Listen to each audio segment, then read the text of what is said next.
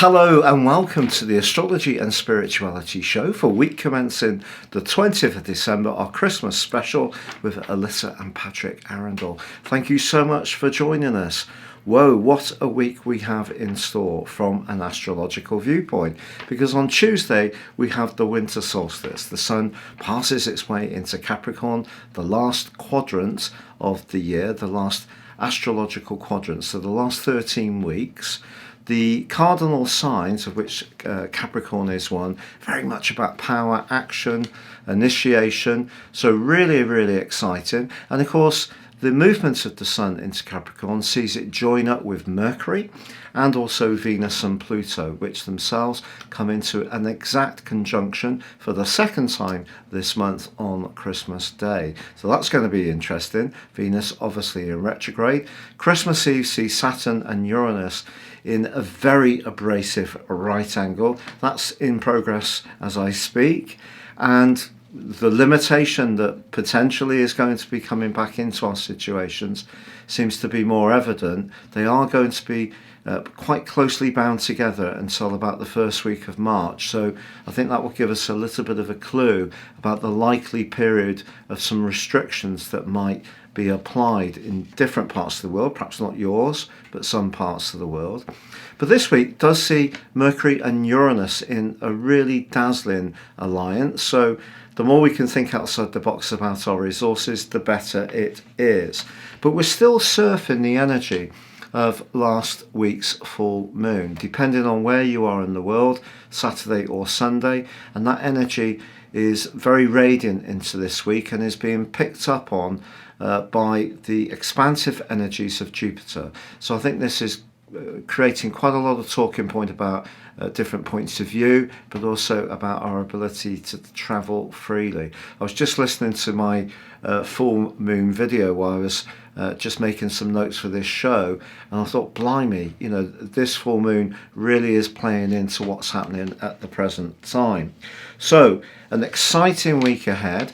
What about the Hermetic Wheel? Well, until Tuesday, we're still in that Ten of Wands energy, feeling burdened, maybe a little bit of pressure on us, trying to people please too much. We move out of that on Tuesday. We're moving into the more progressive Two of Coins, Two of Pentacles. The Two of Pentacles is really a juggling act. It's sometimes between what we want to do versus what we need to do. So this could be juggling work with our family life, maybe thinking how we're going to get all those Christmas things sorted out whilst we're trying to look after our own healing in some way. Budget being stretched a little bit by wanting to please our loved ones. And I think what the Two of Coins is saying to us here is, look, just try and take a step back from all of that stuff and think about what's going to help us in the big picture, because the Two of Coins focuses on the minute details. What have I got to do day to day? We can get stressed and overwhelmed, but sometimes those day-to-day details stop us from thinking about what we want our bigger picture world to look like. So we just need to make sure that we're not giving up on our dreams just to satisfy the needs of everybody else around us. Right, that's brilliant. I was listening to what Alyssa said. I was listening to the show because I was trying to find the word of the week that we were going to use, and I was listening to what you said last week about the ten of coins, and blimey, that was really relevant to what's going or has been going on. It's 10 of Wands, sorry. 10 of Wands. Beg your pardon, yeah. So that was really relevant, what you said to, how you're trying to sort of balance all the different demands that are going on. Especially this time of year, it can be really difficult for a lot of us. Let's just not put too much expectation on one day or one moment in time, because otherwise we won't enjoy our, selves anyway. Yeah, there's obviously it is a very sentimental time, and people have lost people that they haven't even been able to go and visit because of COVID. So, really tragic stories that have occurred. But we all do need to stay safe. That's an important principle. Now, what about the word of the week? Well, the word of the week is sacrifice. Right, okay. It's a really strong one, a good one. I was just getting the altar ready in the garden. Well, don't sound so happy about it. So sacrifice is when we have to maybe give something up for others or for the greater good. And I think this is quite apt for this time in history that we are in. It's about seeing beyond ourselves. And coming up to Christmas, you know, if we're talking about it from a Christian point of view, we're talking about the birth of Christ. And maybe Easter is more of a time you would think about sacrifice, where in this, you know, religion, this person, this man sacrificed his life for other people. That's the ultimate sacrifice that anybody can give. And I know a lot of people would feel like they would gladly sacrifice themselves for the people that they care about. But actually, you know, sometimes we can get so stuck in our own viewpoint or what we want or what we believe in that we kind of walk over maybe other people's beliefs a little bit. So maybe we just need to keep ourselves a bit in check this week with this amazing word. You know, what are we giving up of ourselves for others? It's not just about us. I think that's absolutely beautiful, because we do live in an age where, certainly in the Western world, there seems to be more and more impassioned belief of the right of sovereignty, that everyone's entitled to a point of view, that even if that point of view is predicated on facts which are not proven, but they just believe those are the facts. And of course, there's so much manipulation of the truth out there due to agendas. Just think of that, you know, compared to the sort of childhood I had, where mums would often sort of almost be starving to make sure that their children got something to eat, or you know, people going off to war, you know, they had no choice, they had to do it. And then when people do, you know, say, pin themselves to the mast of civil liberties, you know, the greater good of society is something we should all be trying to focus on. Like where we live in the village, we try to, where possible, get all of our shopping and all of our provisions where possible. It's not completely possible from within this village, because it serves to enhance the community, secure jobs, and obviously, you know, bring stability to the locality. You know, if we're feeding money into big supermarket chains all the time, for example, maybe that's what some people can afford. But if we can afford to go local, for example, we're seeing the bigger picture of why that's beneficial to personkind. So, yeah, I think you've explained that absolutely brilliantly. I think it's pretty obvious that Patrick and I do have a more, I suppose, utilitarian philosophy, you know, the greatest good for the greatest number, and that's something that we believe in, and we know that not everybody is going to share the same viewpoint, but I just think, especially this time of year, let's just try and put others' health needs above our own, sacrifice some of the things we want. That's lovely. It's a more traditional, you know, and Capricornian energy is very much about tradition, so it's a more traditional energy of this time of year. We actually saw a brilliant documentary last night with Giles Brendith talking about Charles Dickens. Oh, yes. We learned all sorts of interesting details about him, and then I looked at his chart, and his chart is just unbelievably in keeping. You know, he had a genius conjunction between Uranus exalted in Scorpio, so that perceptive, deep way of thinking, with the part of fortune in the third house of writing. He had the moon and Neptune conjunct on the fourth house cusp, which made him very socially sensitive, and yet his Saturn was in the fourth house, so he was very much interested in the workhouse, and my mum was haunted by the workhouse. My father was actually in a workhouse twice in his young childhood, before his mother actually decided to give him up for adoption when he was 6. So not that long ago, society was very, very different. But Dickens' Saturn in the fourth house meant he had a lot of family responsibilities with 10 kids, but actually was really mean to his wife. He also had Pluto and Venus conjunct on the descendant, so his desire for that kind of exact type of connection, that a sexual connection, a fated connection in a romantic sense, was very, very strong with him as well, which he felt he wasn't getting with his wife.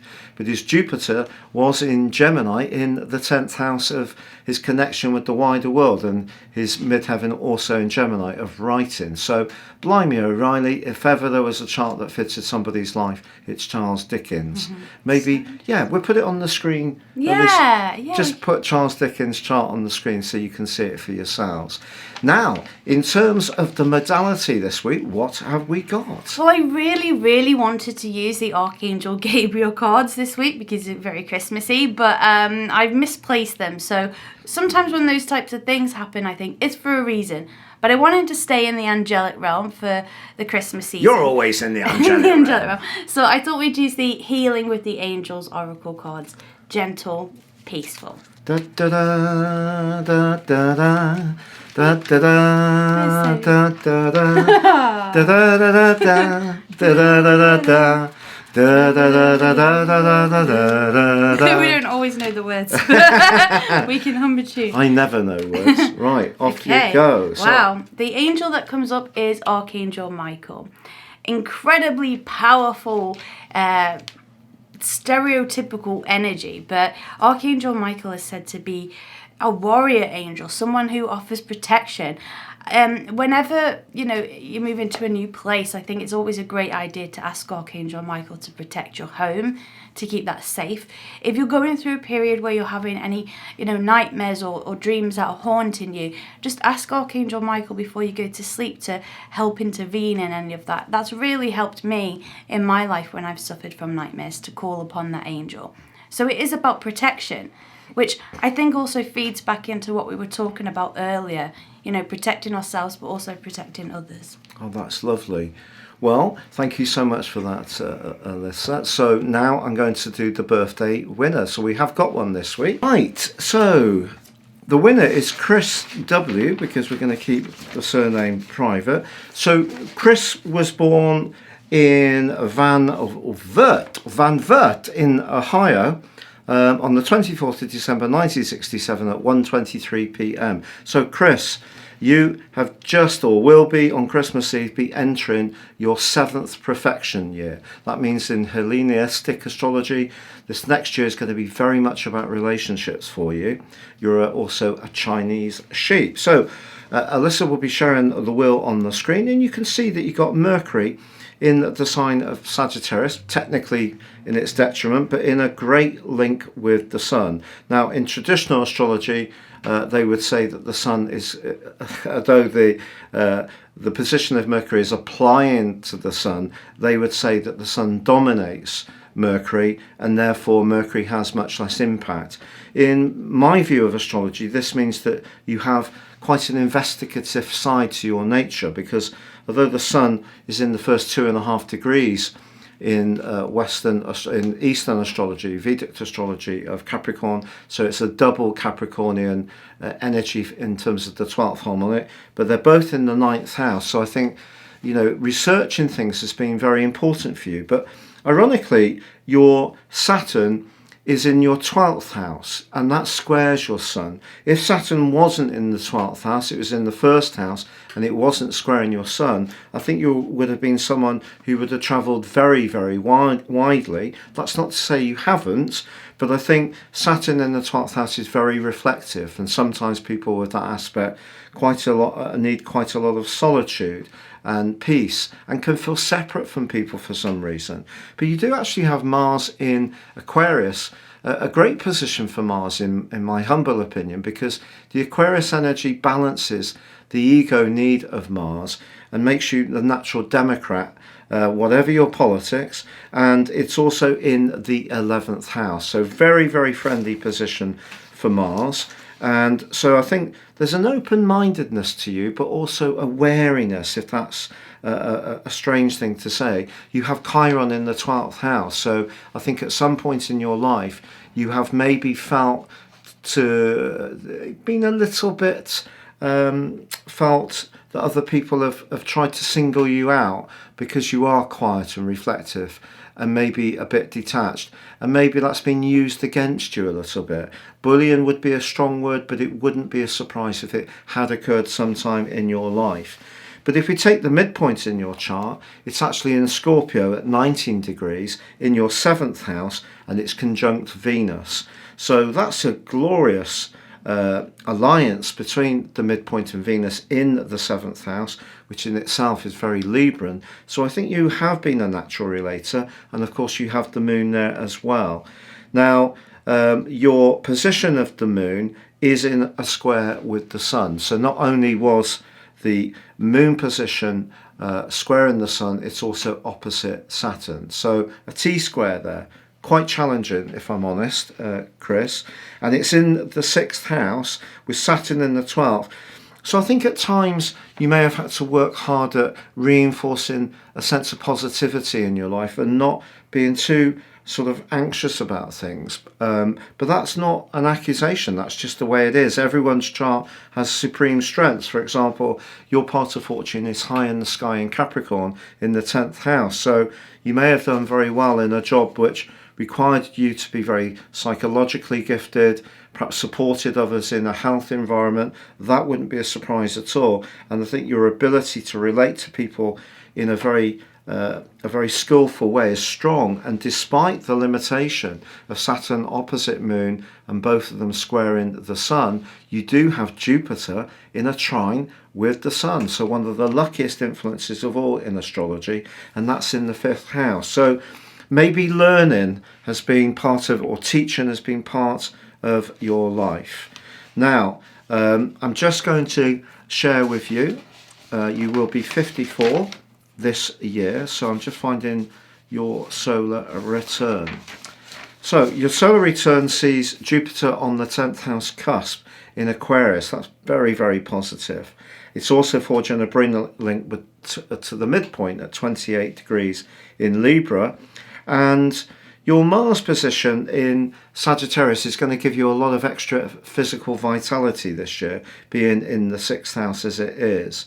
The position of Jupiter in the North Node is squaring. That's happening to all of us this week. That's interesting. It means that somehow or another your instincts, your psychological instincts, will be important to your progress in your work. And Saturn is conjunct the part of fortune in your 9th house. So interesting. So your knowledge is going to be of great importance this year, but that knowledge centre could see you with Uranus in the 12th learning a lot more about what makes you tick, but also about what makes other people tick, or if you already have those skills, expanding upon them. You also have Venus conjunct Pluto in the 8th house, and you have Mercury also in the 8th house too. So you're going to be interested in making sure that your financial situation shapes up well this year. And even though Venus is in that retrograde, I think you could benefit from a legacy of some kind this year, especially with the Moon in the 4th opposite Jupiter in the 10th. So I hope that's of interest to you, Chris. And anything else that we need to discuss? No, I just want to wish everybody a very happy Christmas. I can't go without showing you my... Well, I got to show you my nose. My nose, there we go. So, yes. Merry Christmas, everybody. Merry Christmas, everybody. Are you going to do your moonshine? My moonshine. We were discussing earlier. The thing is, Patrick and I work from home. And as a lot of you know, some of you will have been working from home throughout the last couple of years. And what can happen is you can go for a few days without seeing anybody else. So in order to sort of cope with that, we've sort of developed all these characters. I think the characters were there way before COVID. This is the rewriting of history. We've been working from home before COVID. So we've sort of created all these characters to sort of keep us a bit sane. You look so adorable. Thank you. Yeah, so are you going to give me your moonshine? My moonshine. So this is one of my characters. Her name's... what was the character's name for this? I don't know. You did have Anna from Louisiana. Louisiana. Anna. So that's my character for this. And this is the character that I've been talking in today quite a lot. She likes moonshine. She does. And what about your Australian old girl? How's it going, Sheila? It's all right down under. Thank you very much. Now, would it be a biscuit or a busket? Would you say a busket in New Zealand? Would you say a biscuit in Australia? What would you say it was? I'd definitely say that New Zealand was more of a biscuit. That's right. And Australia was more of a biscuit.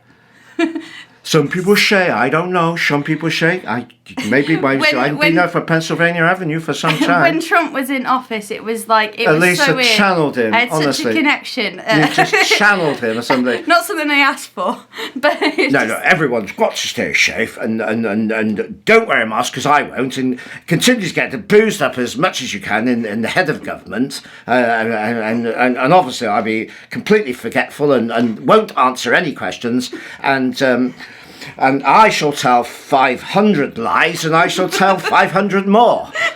So there we go. That's Trump. Boris, Australia, Anna, Louisiana. What about Kelly? What about Kelly and Scotty? Kelly and Scotty.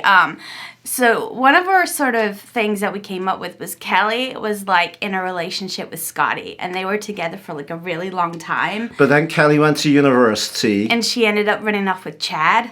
And Scotty was so upset about it. Chad was Scotty's father.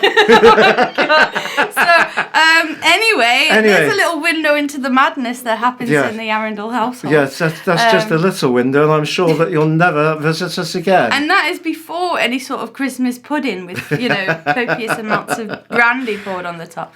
So there we are. Well, listen, thank you so much for all your lovely comments over the last year, for joining us. Yes. And we hope you have a peaceful time and a safe time this week. Mm-hmm. And, if you are on your own, we will be thinking about you, because that is, some people choose it, but a lot of people don't. And if you're not choosing it, that could be very hard. So you will especially be in our thoughts. Yeah, you're part of our YouTube family. Definitely. Mm-hmm. And best of wishes for a safe journey into the end of this week. Now, in terms of the show week commencing the 27th of December, we're not going to have a birthday winner because we're going to do a quick turnaround next Sunday, just because we feel we do need a little bit of a breather, to be honest. But if you could bear with us for that, we will try to bring some more topical hilarity to your lives where possible. And so it's good night from me. And good night from me. And it's good night from us. So, happy Christmas. Happy Christmas. Bye. Bye.